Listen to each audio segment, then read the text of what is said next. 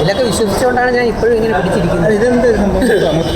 അല്ലല്ല, ഇതെന്ന് പറയുന്നത് black energy, evil energy, black magic, negative energy നമ്മളെ പിടിക്കാതിരിക്കാൻ അല്ലെങ്കിൽ കുറയുന്നതിന് വേണ്ടിയുള്ള ആ ഒരു എഫക്റ്റ് കുറയും. ഇപ്പം നിങ്ങളുടെ ശ്രദ്ധ ഇതിലേക്കൊക്കെ പോയില്ല? പോയി. അയാളുടെ ശ്രദ്ധ ഇതിൽ പോയതുകൊണ്ടല്ലേ ഇത് ചോദിക്കും. അത് പെണ്ണായതുകൊണ്ട് പെണ്ണുങ്ങൾ ഇടുന്നൊന്നുമില്ല, ഇതാണും പെണ്ണും എല്ലാം ഇടും. ലാലേട്ടൻ്റെ കയ്യിലുണ്ടല്ലോ, ലാലേട്ടൻ്റെ കഴുത്തിലുണ്ടല്ലോ കരിങ്ങൽ മാല.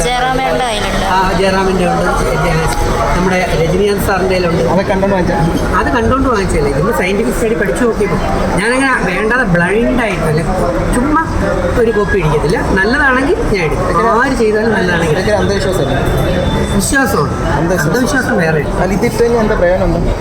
ഇതിൻ്റെ പ്രയോജനം എന്ന് പറഞ്ഞു കഴിഞ്ഞാൽ ഒരു നെഗറ്റീവ് എനർജി നമ്മുടെ ബോഡിയിലേക്ക് വരുന്നതിന് നമുക്ക് ഒരു പരിധി വരെ തടയാൻ പറ്റും.